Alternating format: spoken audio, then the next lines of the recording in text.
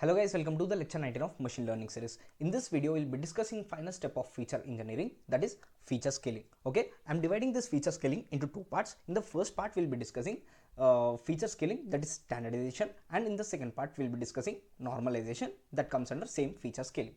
Okay, now this feature scaling is basically applied before sending your data. Okay, before sending your data into your machine learning model. Okay, before feeding your data into your machine learning model, you basically apply your feature scaling. Okay, now before discussing what actually is this standardization, first let us see why feature scaling is necessary. Okay, now I'll be explaining you this with an example. Now let's say we have a data set which contains age and salary columns. Okay, now each column basically ranges from 0 to 100. Okay, 0 to 100, and the salary column can be anything between the range 0 to 1 lakh. Okay, it can be more than 1 lakh also, but I'm just for reference purpose I'm just choosing 0 to 1 lakh. Okay, we'll be having some numerical quantities over here, and we'll be having some numerical quantities in the salary column as well. Okay, now when you try to feed this particular data, okay, when you try to feed this particular data to your machine learning model, what happens is training becomes unstable. Okay, basically training becomes unstable and the results are not proper. Okay, basically the results will be improper. Okay, the results will be improper in case of imbalanced data set. Okay, this data set is called imbalanced data set because it has two different ranges. Okay, this range basically ranges from 0 to 100, and the salary column range is from 0 to 1 lakh. Okay, you can see that there are two different numerical ranges. Okay, two different numerical ranges which differ a lot. Okay, they differ basically a lot. So that is why when you try to feed this particular imbalanced data set to your machine learning model, the results are improper. Okay, this is the first basic reason. And second basic reason is, now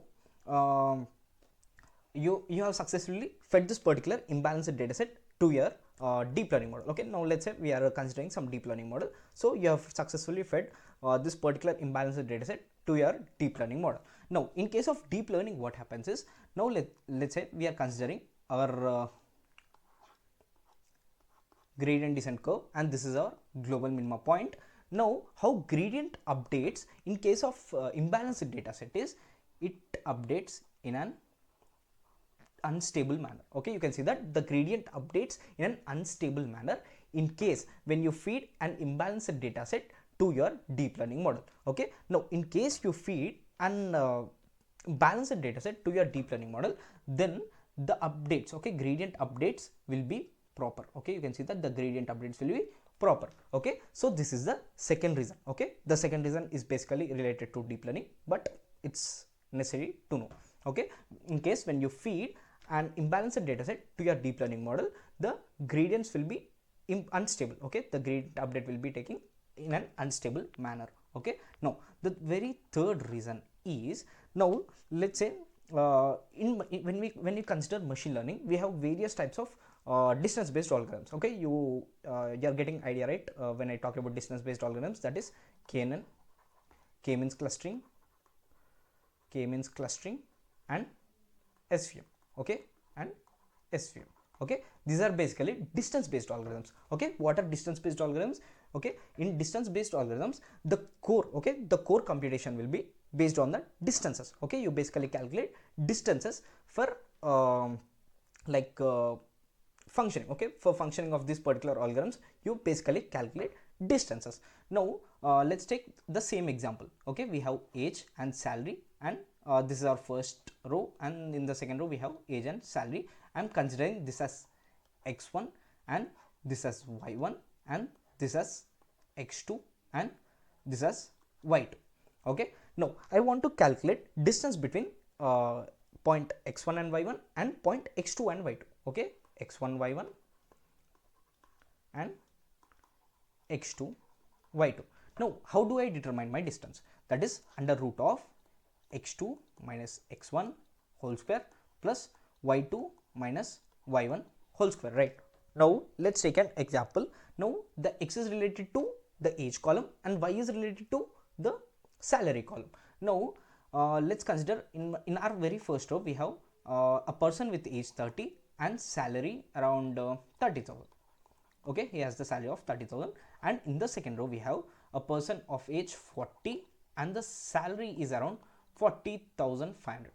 Okay, now I want to calculate distance between these two persons. Now how do I determine the distance? X2 minus x1, right? So 40 minus 30 whole square plus 40,500 minus 30,000. Okay, 40,500 minus 30,000. Okay, 30,000 whole square. So in this way I'll be determining my distance. Okay, if you take any of these algorithms, the core point will be distance calculation. Okay, so this is how basically we calculate distance, but we'll be having this is basically new Euclidean distance, but we'll be having various types of distances as well. Now in this, okay, now after calculation of this particular term, the resultant value will be some larger numerical value. Why it's a larger numerical value? Because you can see that this 40,500 and 30,000. Okay, 40,500 minus 30,000 whole square will be definitely some larger numerical value, but you can see that 40 minus 30 whole square. Okay, 40 minus 30 whole square is basically just 100. Okay, the resultant of this term is 100, but the resultant of this term is some larger numerical value. Okay, so due to this particular term, okay, due to this particular term, the distance is being increased. Means in the calculation of distance, okay, basically in calculation of distance, this particular term contribution is larger. Okay, the contribution of this particular term is larger when compared to this particular term. Okay, so indirectly we can say that the contribution of salary, okay, the contribution of salary is more in case of this KNN or K-means clustering or SVM when compared to age. Okay, so KNN, K-means clustering and SVM more concentrate on this salary column than age column.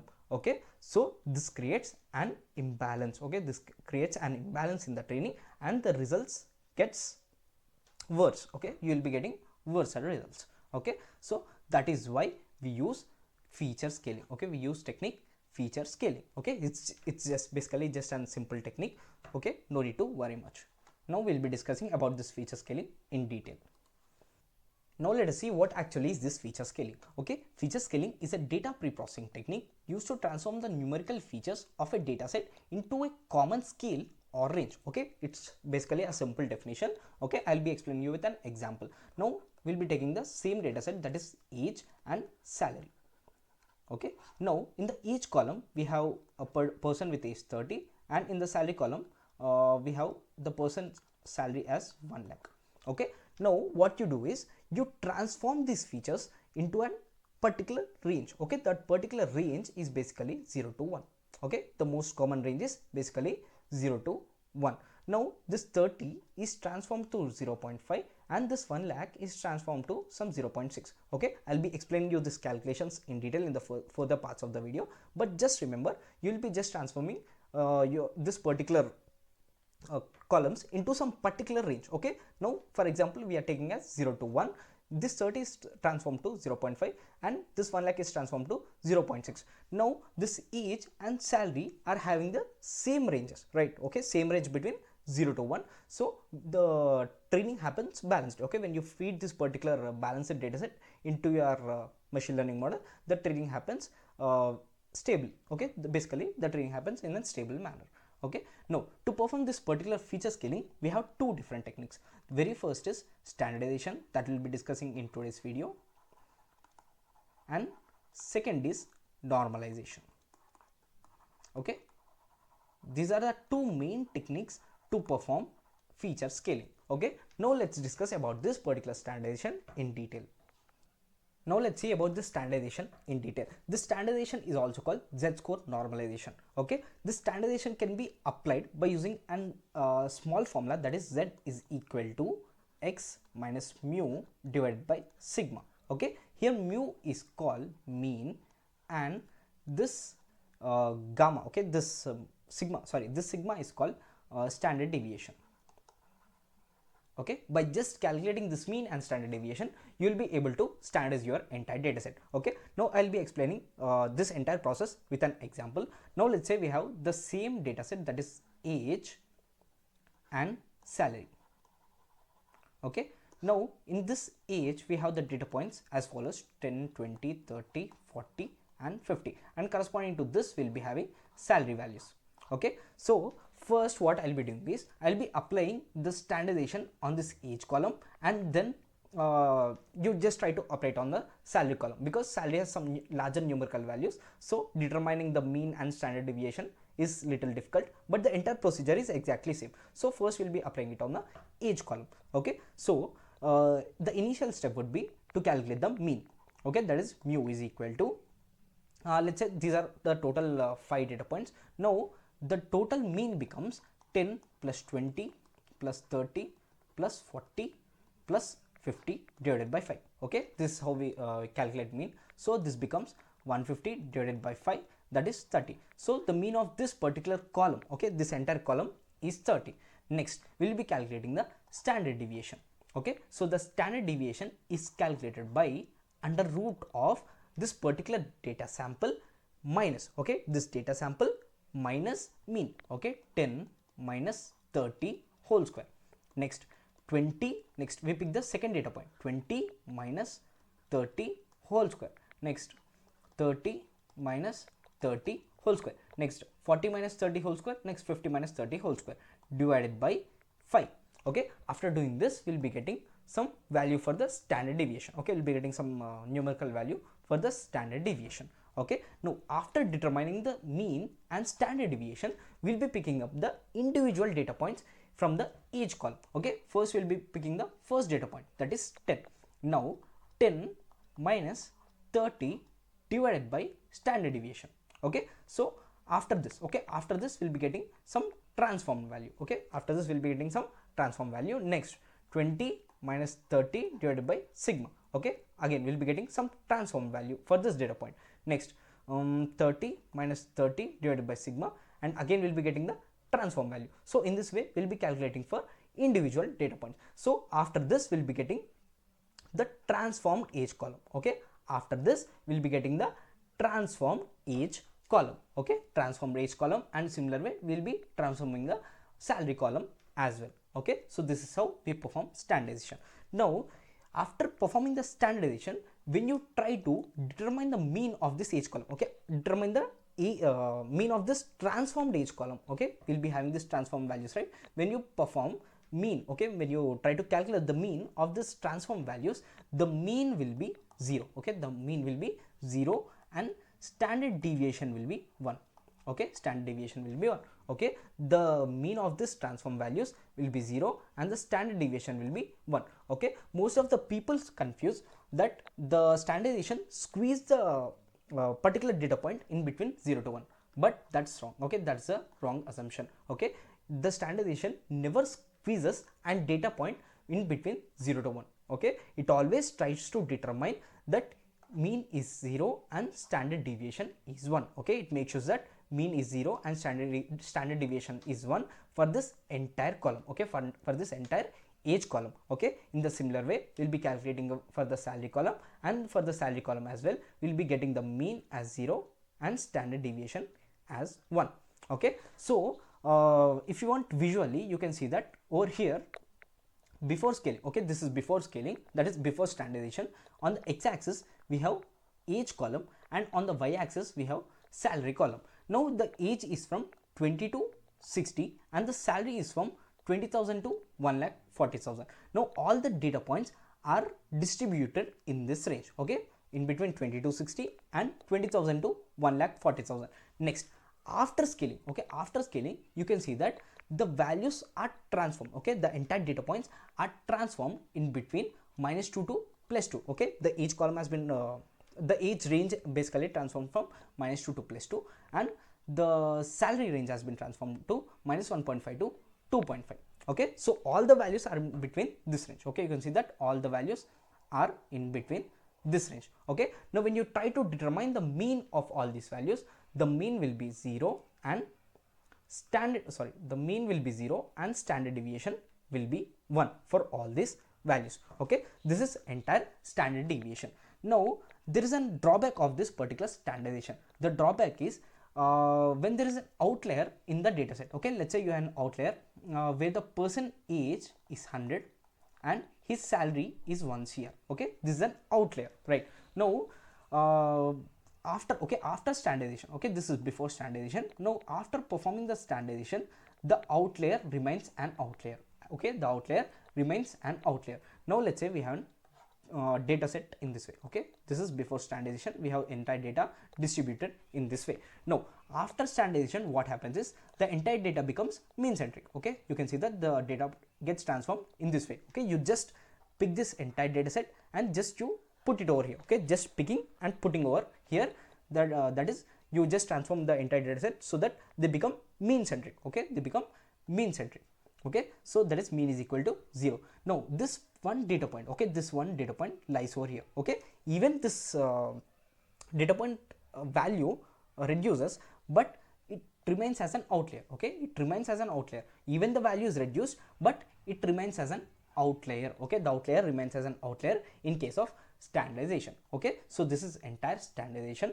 Now what you need to do is you just apply this same standardization, okay, same entire process on the salary column and try to find out this results. Okay, also calculate this standard deviation value and this transformed age values. Okay, this transformed age data points. Okay, now let's see how standardization is applied through a code.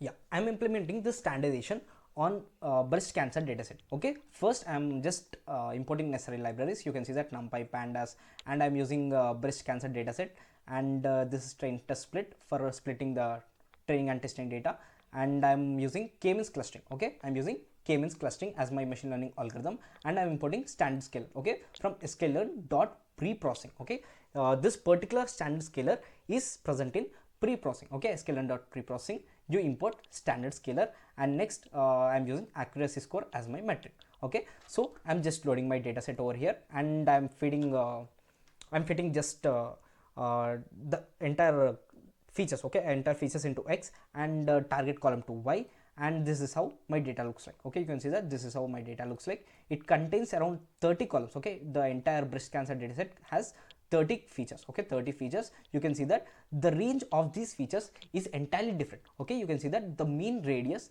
is 17 over here, and the mean parameter, okay, these are just feature values. You can see that the scale is entirely different, right? Okay, this is in range of tens and this is in range of hundreds, and yeah, there is a feature which is in the range of thousands as well. Okay, so the entire dataset is imbalanced dataset.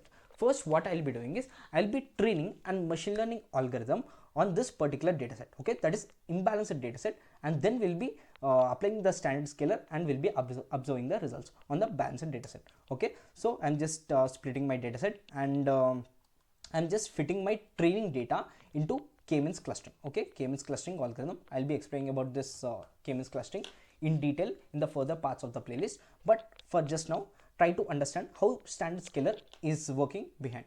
Now you're just fitting your training data into your k-means clustering, and you're fitting your test data as well, and this is the accuracy score. Okay, so on an imbalanced dataset you are getting around 86% as the accuracy score. Okay, so now I'm applying standardization. Okay, I'm creating scalar object, and I'm just fitting my training data, and I'm just applying direct transformation on the test data. Okay, so why I'm using fit transform and transform over here is when you do fit transform, the mean and like you basically do fit transform on training data. Okay, why do you only do it on the training data is you already determine your mean and standard deviation over here. Okay, so after you once determine this mean and standard deviation in this in the training dataset, you directly apply it on the test dataset. Okay, again you need not calculate this mean and standard deviation in case of test dataset. Okay, you just calculate mean and standard deviation in case of training dataset. So that is why you do fit transform, and you just apply. Okay, you just you use the same mean and standard deviation that you have obtained from the training dataset on the test dataset. That's why you do scalar dot transform. Okay, I'm using the same k-means clustering algorithm, and this is my accuracy score. Okay, the accuracy score is around 93%. Okay, so before applying the standard scaler, that is standardization, the accuracy score was 86%, and after applying the standardization, the accuracy score has increased to 93%. Okay, so this is how the standardization benefits and machine learning algorithm. Okay, so I'll be providing the entire code in the description, so please try to check this entire code. Okay, so another clarification is Now theoretically, while we are calculating, we have applied the standardization on individual columns. Okay, first we have taken age column and then we'll be taking salary column. So I have said in that manner, but actually while practically you are implementing this standardization, you apply the entire standardization. Okay, you apply the entire standardization on all the features. Okay, all the features at a single time. Okay, you don't pick a feature and apply standardization, but you pick all the features at once and apply standardization. Okay, so this is entire standardization. In the next video we'll be seeing what is normalization. Okay, so hope you guys like this video. If you like the video, please like, share and subscribe. Thank you.